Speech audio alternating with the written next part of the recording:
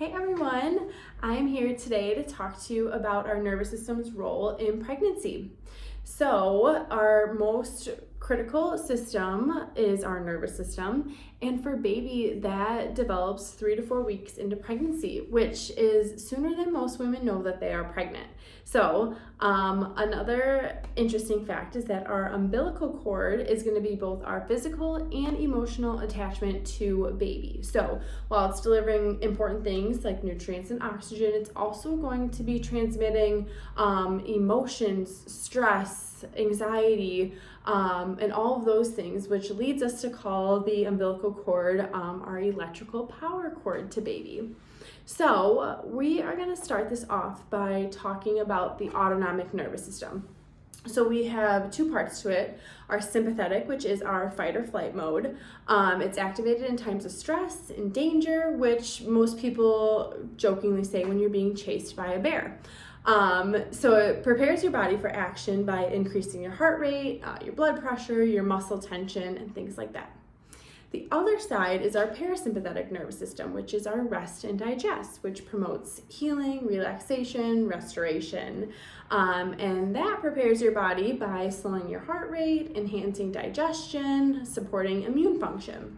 So in healthy individuals, these two sides of our nervous system work together. So we can respond appropriately to the situations that we are in, and our body can adapt easily one way versus the other. So when our nervous system isn't balanced, it can lead to a state of chronic stress and dysregulation. So when our nervous system is in that dysregulated state, it can lead to hormonal imbalances. So where we're seeing some menstruation changes, fertility struggles, irregularities, things like that. When we're stuck in a state of chronic stress with an overactive sympathetic nervous system, our parasympathetics are turned down. So again, that can disrupt our hormonal imbalance. So I have some big words coming at you. The hypothalamic pituitary adrenal axis, and which we abbreviate the HPA axis, and the hypothalamic pituitary gonadal axis come into play. So the HPA axis is activated in times of stress, releasing cortisol, other stress hormones that can interfere with reproductive function. The HPG axis, on the other hand, is responsible for the production of our reproductive hormones like estrogen, progesterone, testosterone, and things like that. So when we're in our state of chronic stress, the HPA axis can override the HPG axis, making it more difficult to maintain a pregnancy, a healthy pregnancy, and things like that. So both pathways are super important. One isn't greater than the other, but our bodies have to know when each is needed in which situation. So again, that problem occurs when our body is stuck in that fight or flight response. So how do each of these affect baby differently? So like I said, the umbilical cord is a pathway for nutrients, oxygen, but also that power cord to baby. So you're gonna feel the stressors, emotions, anxiety, and things like that. Mom's nervous system is sending a blueprint to baby on how nervous system is gonna learn and react. So high levels of maternal stress can alter fetal neurodevelopment and lead to various health challenges in life. So when I told you that baby's nervous system is developed 3 to 4 weeks into pregnancy, there's a reason for this. So this development happens in a perfectly orchestrated sequence. So nervous system first, then all of our major organs, cardiovascular, musculoskeletal systems, and all of that. So number one is the nervous system. Recent studies, I want to get this right, so I'm going to read this off my screen. Recent studies are showing a direct correlation between maternal heart rate variability and fetal heart rate variability. So proving what we've suspected all along, the mom's nervous system is going to directly impact baby's neurological development. So I do want to let you know the 3 weeks is the nervous system. 5 to 8 weeks are your major organs developing.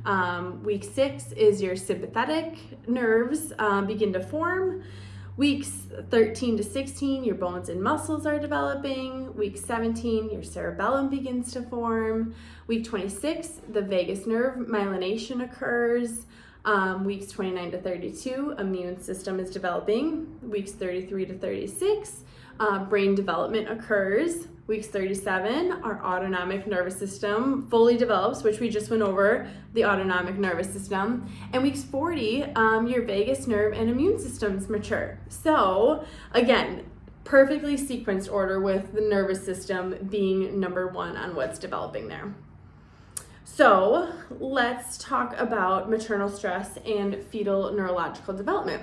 I'm going to say it one more time. The umbilical cord is not just for nutrients. We're going to get all of our electrical power cord through there too. Stress, anxiety, emotions, all of that. So that is being directly transmitted to baby, which could affect their nervous system and development. So higher levels of maternal distress from work, stress, relationships, all of those extra stressors that are in mom's life already can alter how baby is growing. So I mentioned the heart rate variability, which I want to touch base on a little bit more. So with the Insight scan, we do the heart rate variability test. And it's going to measure the balance and function of your autonomic nervous system. So giving us insight to both your neurological health and your baby's health. So the heart rate variability is measuring, let's say, your battery power. So nervous system resilience. And again, it's going to tell us if you're sitting more in that sympathetic or that parasympathetic zone. Are you balanced between both? Is your body able to adapt one way versus the other? So a little bit better of an insight there. So let's talk about our tools for growing healthy babies. So we can't control everything, we know that, but let's set ourselves up for optimal growth and development there. So we want our bodies to be resilient and adaptable to any and everything that is going to be thrown our way. During preconception and pregnancy, we have the power to create an environment for baby that's going to support the development from the very beginning, and prepare yourself for that journey ahead. So let's start by prioritizing preconception care for both partners. If mom is feeling stressed, dad is probably feeling stressed too. So we want both parents' nervous systems to be ready and adaptable for anything that's going to come their way. So laying that strong foundation before conception can increase your chances of a healthy pregnancy and a thriving baby. So I also want to mention to build your circle. Find what's going to be best for you. A supportive birth team, a supportive environment, healthcare providers that are going to align with your values and your priorities, and work with who you think is going to be best for you guys in this pregnancy journey.